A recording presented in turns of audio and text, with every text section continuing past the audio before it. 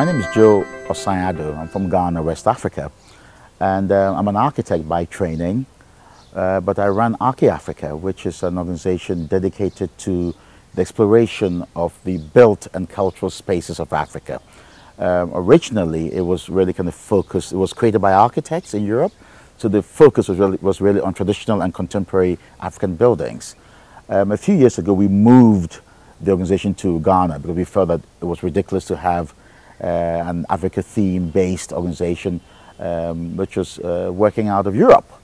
So we are now in Accra, the capital city of Ghana, and the emphasis has really shifted to the understanding of the interplay between culture, design, and architecture, and how all that relates to the human condition.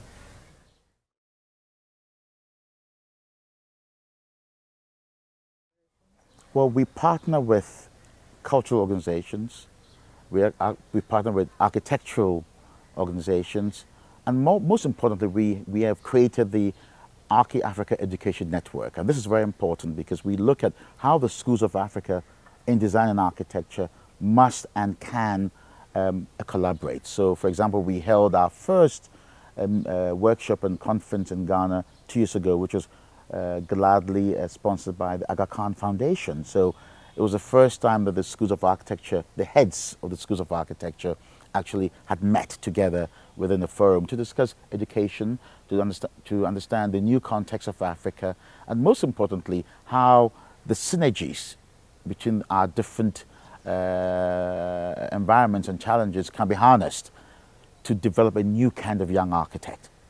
So this is really important to the new contextual architect of Africa, who's about Africa and of Africa.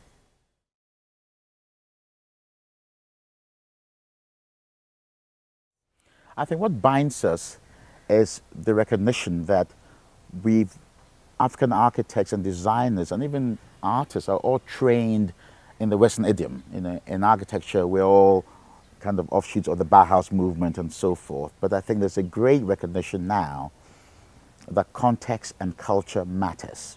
And so we're all in this search mode, so to speak, of the genius loci, so, of what makes a contextual African architecture. I don't think we're talking about creating edifices that speak of Africa, but we're looking at what is the fodder of ideas inspired by Africa and its needs and its climate and its materiality, which can shape some responses in architecture. And we are recognizing that we all have that similar need to kind of transition from the more colonial to a contemporary Africa that's, that is self-inspired and will create responses that are local, but clearly contemporary and global in its outlook.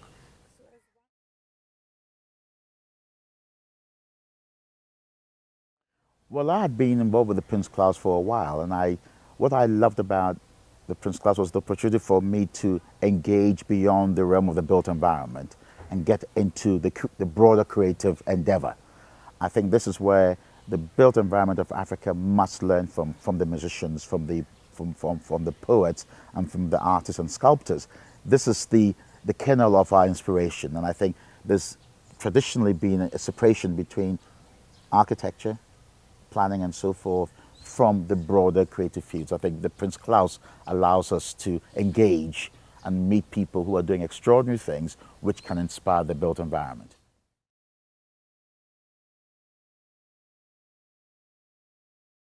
Nepal speaks to me. I mean, when I arrived at the airport, I really felt a certain kind of kinship because the conditions of Ghana are very similar, just on the surface, to what I am experiencing here.